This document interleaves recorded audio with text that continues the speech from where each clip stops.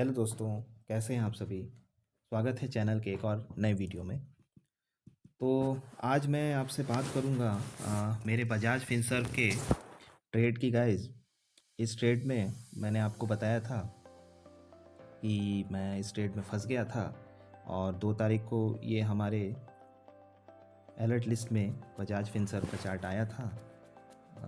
तो क्योंकि down side का मार्केट चल रहा है और मेरी आदत थोड़ा सा शॉर्ट सेलिंग करके पैसे बनाने की है, तो इस वजह से इस बुलिश चार्ट में हालांकि मुझे शॉर्ट एंट्री नहीं करनी थी, बाई का ही बायस रख के चलना था, पर मैं इस चार्ट को समझ नहीं पाया और 1 रुपये लेने के लिए इस चार्ट में मैं एंट्री किया था कि 1 रुपये लेकर के हम निकल जाएंगे। उस दिन पूरा बुलिश मार्केट था और सारे स्टॉक्स ऊपर भाग रहे थे, तो वही गलती करके मैं फंस गया था। उसी को मैं आपके साथ डिस्कस करना चाहता हूँ।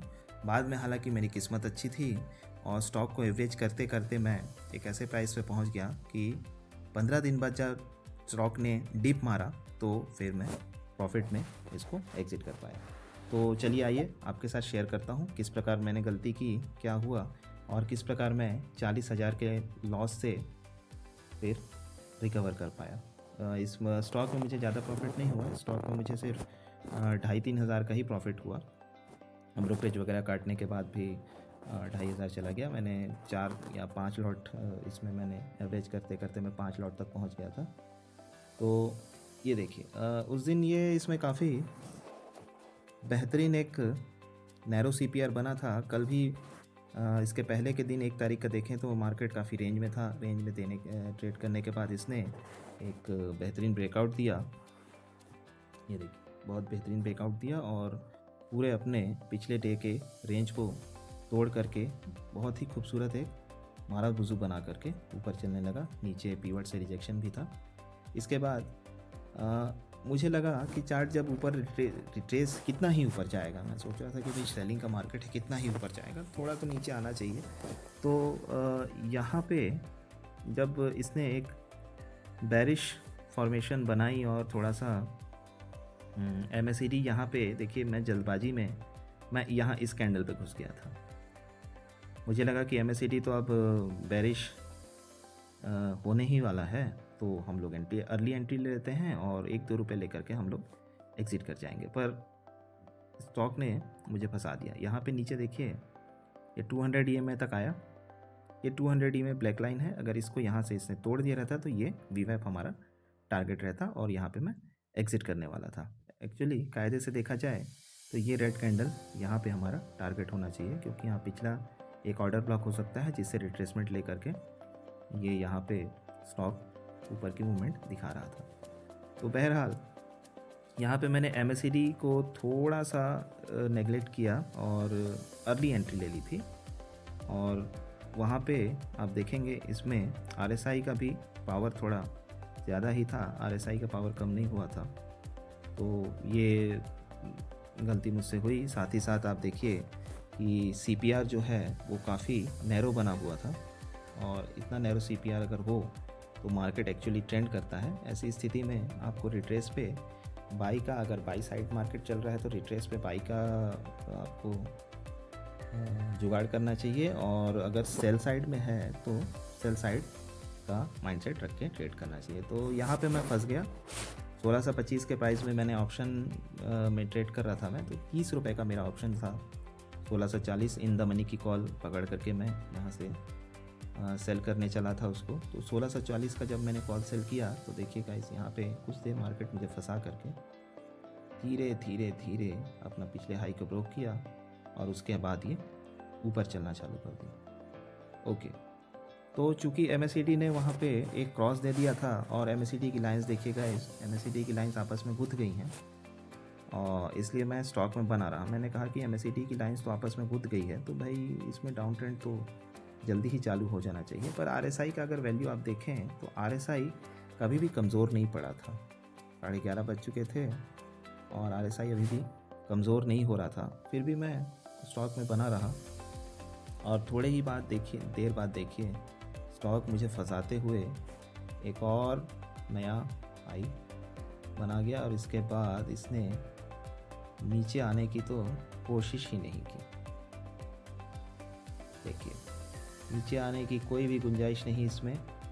पूरा चार्ट दिन भर ऊपर ऊपर ट्रेड कर रहा था और इतना ऊपर चला गया था कि यहाँ से फिर इसके फॉलिंग की कोई गुंजाइश दिख नहीं रही थी। अगर फॉल भी होता तो मैं एक बड़े लॉस में था और इसलिए मैंने इसको होल्ड करने की फैसला किया। नॉर्मली मैं किसी भी स्टॉक को होल्ड करने की सलाह कभी भी नहीं देता या होल्ड करने की कोशिश भी नहीं करता, पर यहाँ पे MACD कन्विंसिंगली एक बेहतर क्रॉस दे दिया था और RSI का भी पावर थोड़ा कम हो गया था। तो मुझे उम्मीद थी कि यहाँ से एक बड़ा फॉल स्टॉक प्राइस में आ करके हो सकता है कि मेरा लॉस जो है रिकवर हो जाए। यहाँ पे मैंने एक लॉट इस पोजीशन पे एवरेज किया और दूसरा लॉट मैंने यहाँ इस पोजीशन पे एवरेज किया था। तो उसके बाद मार्केट एक्चुअली साइडवेज हो गया और यहाँ पे जा कर के अटक गया। तो इस तरह से मुझको इसको होल्ड करना पड़ा और चूँकि एक ट्रेंडिंग मार्केट था तो अगले दिन का CPR जो है वो वाइड ही बनना था। तो अगले दिन का CPR वाइड बना, स्टॉक साइडवेज ट्रेंड में घूमता रहा और इसका डेली चार्ट मैं आपको दिखाता हूँ, काफ़ी इंटरेस्टिंग है।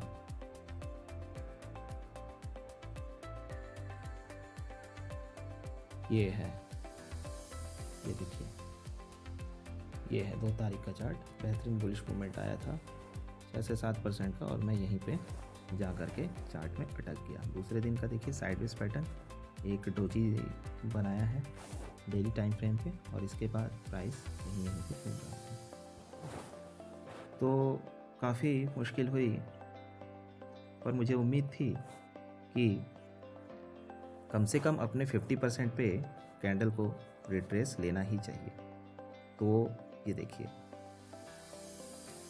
अपने 50% पे रिट्रेस के लिए कैंडल वापस आई थी। मुझको यहाँ तक होल्ड करना पड़ा। ये है 15 तारीख, 15 जनवरी तक मैंने इस स्टॉक को होल्ड किया और ये जो वीक बनी है ये सवेरे सवेरे की है। आपको लग रहा होगा कि ये लास्ट के टाइम में बनी है, लेकिन नहीं, ये जो फॉल आया है, ये जो यहाँ इसका 50% कैंडल टच हुआ है, ये सवेरे सवेरे की बात है गाइस। सवेरे सवेरे मेरे ख्याल से 11 बजे के अंदर ही चार्ट ने ये रेंज बनाई और रेंज बना करके फिर आप देख रहे हैं लोगों को फंसाते हुए फिर से अपने ऊपर के लेवल पे चला गया है। और अब तो इसमें मुझे लगता नहीं कि एक मूवमेंट डाउन साइड का बनेगा, क्योंकि प्राइस ने इस लेवल से देखिए सपोर्ट ले लिया। तो इसका पिछला लेवल है, आप देख पा रहे होंगे, ये देख रहे हैं। और ये कौन सा पैटर्न है गाइस, आप लोग मुझे कमेंट करके बताइए। क्या आपको यहाँ पे कोई पैटर्न नज़र आ रहा है? अगर यहाँ पे कोई पैटर्न नज़र आता है तो कमेंट में बताइए कि ये चार्ट ने कौन सा पैटर्न बनाया है। ये कैंडलस्टिक फॉर्मेशन मुझे स्पष्ट दिख रहा है, अगर आपको भी दिख रहा है तो कमेंट में बताएंगे। और उसके बाद एक बेहतरीन डाउन साइड का मूवमेंट मिला है और अपने बेस को टेस्ट किया है इसने। ये देखिए यहाँ पे बेस था, देख रहे हैं, sideways sideways sideways sideways, then accumulation के बाद एक बेहतरीन रनअप मिला है। रनअप के बाद फिर वहाँ से सेलिंग आई है, फिर यहाँ पे एक्यूमुलेशन हो रहा है। अब इसके बाद फिर यहाँ से अपसाइड के लिए चार्ट जा सकता है। अगर इसको हम लोग डबल बॉटम माने तो यहाँ पे नेकलाइट में काफ़ी रेजिस्टेंस है। इस रेजिस्टेंस के ऊपर जब कन्विंसिंगली ये निकल जाएगा तो यहाँ पे एक रेजिस्टेंस खड़ा है, इस रेजिस्टेंस को इसको क्रॉस करना पड़ेगा। उसके बाद अगला टारगेट हमारा जोन यहाँ पे होगा। तो मैं उम्मीद कर रहा था कि ये जो कैंडल बनी है, ये देखिए गाइस, ये 50% रिट्रेस इसको लेना ज़रूरी था। अगर आप long term left side chart को देखेंगे तो ये देखिए, ये लेवल्स दिख रहा है, ये है लेवल, यहाँ पे सेलिंग आई थी। और ये चेंज ऑफ पोलैरिटी यहाँ पे स्पष्ट नज़र आ रही है कि पिछली बार जहाँ से इस प्राइस ने रेजिस्टेंस लिया था और वो रेजिस्टेंस अब सपोर्ट के रूप में काम कर रहा है। देखिए वहीं पे एग्जैक्टली प्राइस ने टिकर किया मैं थोड़ा चार्ट को बड़ा कर देता हूँ, आपको क्लैरिटी आएगी। ये देखिए, ये 2 बार वहाँ से रेजिस्टेंस लेकर के चार्ट नीचे चला था, और चूंकि उस रेजिस्टेंस को तोड़ नहीं पाया तो नीचे जा कर के फिर वहाँ से वॉल्यूम लेकर के आया, और उसके बाद प्रेशर के साथ उस लेवल को तोड़ करके निकल गया था। और दोबारा से जब चार्ट यहाँ पे रिट्रेस हो रहा है तो उसी लेवल पे आकर के ये टच उसने किया, और टच करके यहाँ पे देखिए विक कितनी लंबी बनाई है। इस विक पे उसने सपोर्ट लिया है, और सपोर्ट लेकर के प्राइस अब फिर ऊपर जा रहा है। मुझे उम्मीद है यहाँ से अब ये बेस बनाते हुए अगले महीने का CPR हम देख रहे हैं नैरो हो गया है, तो हो सकता है कि अब ये फिर अगले महीने ट्रेंड करने की स्थिति में हो, और चार्ट एक बेहतरीन ट्रेंडिंग मूवमेंट अपसाइड के लिए देगा। बहरहाल मेरा जो इसमें ट्रेड था, तो ये 15 तारीख के ट्रेड में जब इसने ऊपर से सवेरे फॉल दिया तो बहुत तेज़ी से गिरावट हुई, जिसके कारण प्राइस में, ऑप्शन के स्ट्राइक प्राइस में काफ़ी तेज़ी से बढ़ोतरी हुई, और मैं अंततः एवरेज करने की स्थिति में था, और एवरेज करके फिर मैं वहाँ से निकल गया। तो आइए 5 मिनट के चार्ट पे मैं 15 तारीख का भी चार्ट आप लोगों को दिखाता हूँ, किस प्रकार से उस दिन एक्सेसिव सेलिंग हुई थी। ये 16 तारीख का चार्ट है, और ये देखिए दोस्तों, ये रहा 15 तारीख का चार्ट। ये देख रहे हैं, ये देखिए एक्सेसिव सेलिंग। ये देखिए बड़ी बड़ी कैंडल्स देख रहे हैं, 1 2 3 4 कैंडल में सीधा स्टॉक 1720 से लेकर के 1600, ये देखिए 1670 मान लेते हैं, 1672। ओके, तो कितना पॉइंट हुआ? 30 पॉइंट इधर, 20 पॉइंट उधर, 50 पॉइंट। 50 पॉइंट का फॉल, 50 पॉइंट का फॉल, तो 50 पॉइंट गिरने में स्टॉक को दिन भर लगता है, और 50 पॉइंट का फॉल 1 2 3 4 5 कैंडल में स्टॉक ने कवर कर लिया, और जिस कारण ऑप्शन में बहुत तेज़ी से ऑप्शन का प्राइस हाइक हुआ था, और फॉर्चुनेटली मैं इस लेवल पे यहाँ पे अपने स्टॉक को एग्जिट प्रॉफिट में एग्जिट कर लिया।